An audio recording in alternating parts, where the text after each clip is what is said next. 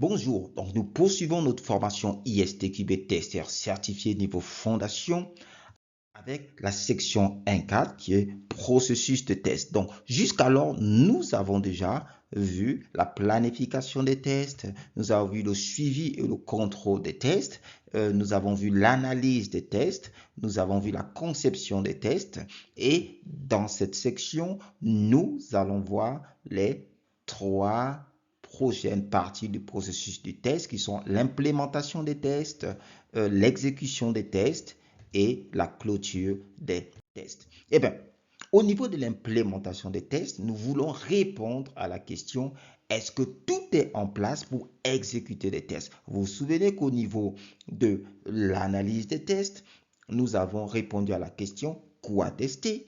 Et au niveau de la conception des tests, nous avons répondu à la question comment tester et on a fini avec des cas de tests de haut niveau. Maintenant, au niveau donc de l'implémentation, nous allons réaliser concrètement ce que nous avons conçu finalement. Donc, à l'entrée de l'implémentation des tests, nous avons des cas de tests de haut niveau. D'accord? On a des cas de tests de haut niveau. Donc, on va réaliser le test where nécessaire à l'exécution des tests. D'accord, on va le créer ou à la limite, on va le compléter, y compris l'ordonnancement, c'est-à-dire dans quel ordre les cas de test vont être exécutés. C'est-à-dire, on va voir les cas de test et on va réaliser ce qu'on appelle les procédures de test. D'accord, les procédures de test inclut le cas de test, c'est-à-dire la procédure de test va aussi inclure toutes les activités qui sont nécessaires avant que le cas de test ne puisse être exécuté. Vous voyez, si vous imaginons que vous avez un cas de test qui doit s'exécuter au niveau d'une machine de compte, de compte bancaire, par exemple, et à partir de ce moment, il y a le déplacement à aller vers la machine, tout ce qu'il faut, voilà, pour pouvoir exécuter le cas de test, ça va être inclus dans la procédure de test. D'accord. Donc, au niveau donc, de l'implémentation des tests, nous allons développer et prioriser les procédures de test. Et dans le cas de tests automatiques, nous allons créer ce qu'on appelle des scripts de tests automatisés. On va créer des suites de tests. Des suites de tests, ce sont des regroupements de procédures de tests. Donc, on va positionner aussi ces suites de tests dans ce qu'on appelle un calendrier d'exécution des tests pour pouvoir exécuter les tests de manière optimale.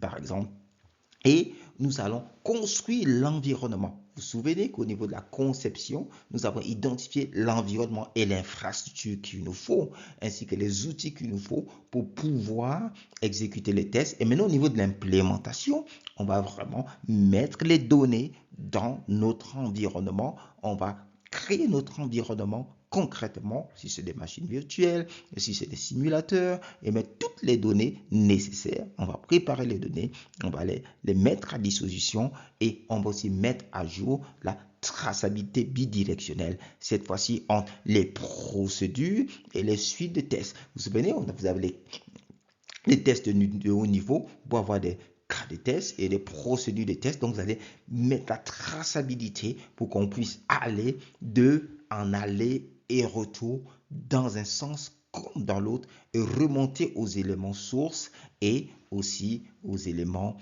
cibles ici. Donc, ça veut dire qu'en termes de produits d'activité, les produits d'activité de l'implémentation donc des tests, on aura quoi? On aura des cas de tests de bas niveau, c'est-à-dire on a des données qui sont spécifiées maintenant au niveau des cas de test.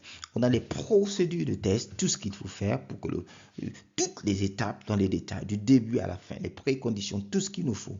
Voilà. Et il y a l'ordonnancement des procédures, leur priorisation, leur collection, leur organisation dans des suites de tests et on a un calendrier d'exécution des tests. D'accord? On a aussi les données des tests, ce sont des produits d'activité et les environnements que nous avons définis alors sont réalisés ici. Très bien.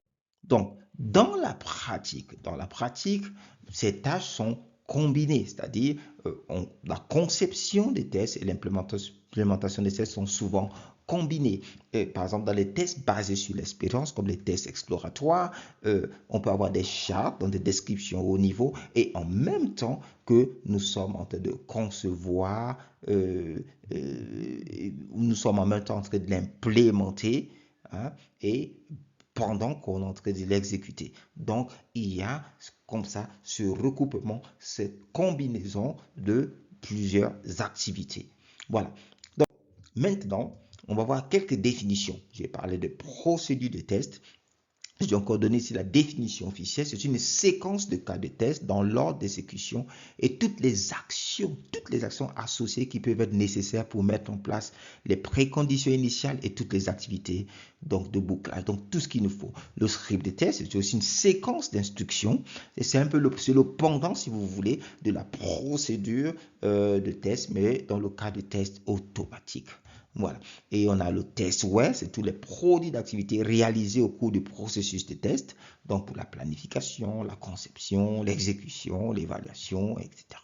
Voilà. On a le calendrier d'exécution de test c'est un calendrier, c'est un ordonnancement. C'est-à-dire il y a un plan dans le temps. D'accord?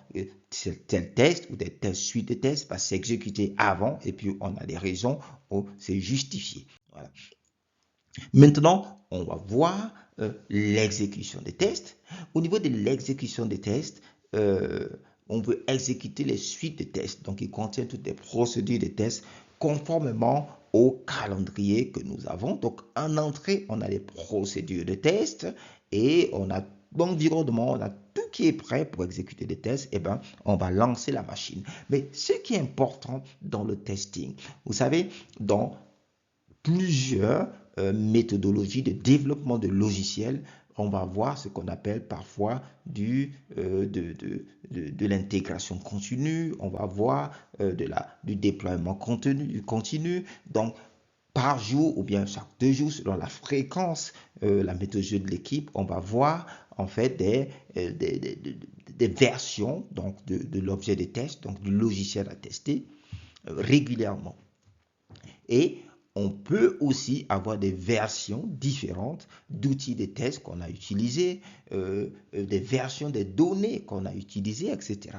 Donc, lorsqu'on fait l'exécution des tests, il est important que tous ces éléments soient notifiés, en fait, dans les logs, ils soient notifiés au niveau, donc, de toutes les informations qui sont retenues au moment de l'exécution de tests pour qu'on doit être capable de reproduire cela si on a les mêmes éléments, d'accord? C'est-à-dire, si j'ai utilisé la build ou bien la version du logiciel, par exemple, de la veille, voilà, et que j'ai eu un bug, eh bien, ça doit être clairement identifié que c'était dans la version de la veille.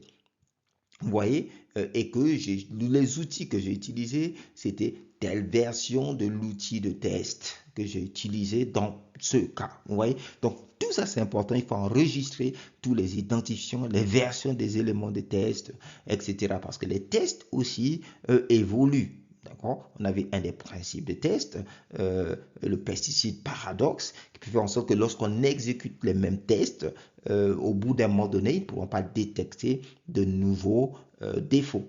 D'accord? Dans ce cas, il faut mettre à jour les tests, rajouter d'autres tests.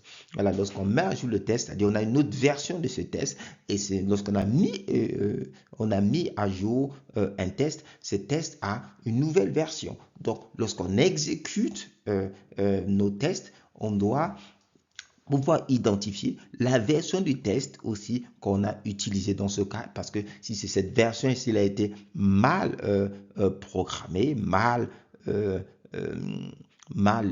y a une erreur lorsqu'on l'a mis à jour, on doit pouvoir identifier, voilà, que cette version, c'est pas la même que celle d'hier, et que le problème pourrait bien venir aussi du test, vous voyez. Donc, ça, c'est très important. Donc, on va aussi exécuter les tests manuellement ou à l'aide d'outils. On va comparer les résultats, d'accord, qu'on observe par rapport à ce attendu. Donc, on aura probablement des défaillances. On va analyser les anomalies, on va signaler les défauts, on va créer les tickets qu'on va suivre, on va enregistrer les résultats, etc. On va répéter certaines activités de test, on va vérifier, mettre à jour la traçabilité, cette fois-ci, entre quoi? Entre les résultats des tests qu'on a, avec quoi? Avec, toutes tous les tests de bas niveau, etc. Et puis on va remonter jusqu'aux exigences. Vous voyez, on rajoute encore un élément de la traçabilité. Et les résultats, généralement, c'est les résultats d'exécution des tests. On a plusieurs logs, d'accord? Et puis on a aussi des rapports de défaut, d'accord? Après l'exécution des tests. Maintenant, lorsqu'on exécute un test, le résultat attendu, on l'appelle généralement l'oracle. D'accord? C'est le résultat attendu qu'on va comparer avec les résultats obtenus lors des tests que nous sommes en train d'exécuter. Un rapport de défaut, c'est une manière de documenter la survenance, d'accord? La nature, l'état, dans quelle version ce défaut a été trouvé, et il y a des outils, il y a des logiciels donc de gestion des défauts qui sont utilisés. Donc, par exemple, dans l'entreprise où je bosse, on utilise Jira. On a aussi des rapports de tests qui vont documenter, résumer en fait les activités et les résultats des tests, et puis aussi le reporting de tests qui collecte et analyse des données provenant des activités. Les tests qui va consolider des données dans un rapport pour informer les parties prenantes. D'accord? Donc, voilà. Donc, ensuite, on a la dernière étape ici. Lorsqu'on dit dernière étape, ça ne veut pas dire forcément toutes ces étapes du processus de test se passent de manière séquentielle. Non, elles peuvent dans des processus agiles, par exemple, vous voyez, elles vont ça va parfois se combiner, ou bien on va les avoir en cycle, et puis ça va voilà, se répéter par cycle, par exemple. Maintenant, on va parler de la clôture des tests. Voilà. Donc, dans la clôture des tests, on a aussi des entrées. Les entrées généralement qu'on va avoir au niveau de la clôture des tests, c'est généralement les décisions qui vont venir du pilotage, d'accord? Parce qu'on a des métriques et ces métriques-là ont été évaluées et finalement, on s'est rendu compte qu'on a la définition du terminé, definition of done, qui est atteint pour tous les cas de test qu'on a et voilà, les métriques, les KPI qu'on avait définis au départ sont atteints. Alors, on va clôturer le test, on va vérifier si tous les rapports de défaut sont fermés, on va créer des rapports de synthèse de tests, finaliser et archiver finalement le testware, l'environnement, tout ce qu'on a, on va l'archiver parce que c'est comme la version finale finalement de toute notre base de tests, de tous nos testware qu'on a à un moment donné, au moment où on finalise le projet. Donc ça, on va l'archiver parce qu'on va pouvoir le remettre éventuellement à des équipes ou à des parties prenantes, des gens finalement, des parties prenantes qui peuvent en faire usage. D'accord? On va tirer aussi les leçons apprises finalement de tout le projet, utiliser cette information pour améliorer les processus et faire grandir le processus de test de l'entreprise en maturité. Voilà. Donc maintenant, en termes de produits d'activité, au niveau de la clôture des tests, on a des rapports de synthèse, on a des mesures à prendre, voilà, pour améliorer le projet, les itérations intérieures et pour vous servir des demandes de changement. Voilà. Donc maintenant, à quel moment on fait la clôture des tests? Eh bien, à certains jalons de projet. D'accord? Dans les processus agiles, ça peut être au moment de la réunion de rétrospective, ça peut être à la fin d'une itération de projet agile. On peut avoir la clôture d'un certain groupe voilà, de tests ou d'un niveau de test au moment de la livraison d'un système logiciel, ou bien à la fin du projet du test, ou bien si on annule finalement le projet du test, hein, ça peut arriver, parce que, ou bien lorsqu'on arrête le projet complètement.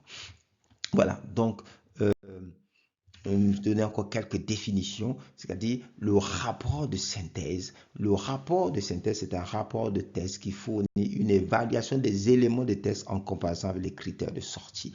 Voilà, donc Nous arrivons donc, on a fait le tour donc des 7 éléments, des 7 groupes d'activités du processus de test. Félicitations. Et pour tout autre besoin en formation, en formateur ou en matériel de formation, n'hésitez pas à contacter Hypnosis Center. Je vous dis, on se voit dans la prochaine section avec l'importance de la traçabilité bidirectionnelle dans le test. À bientôt.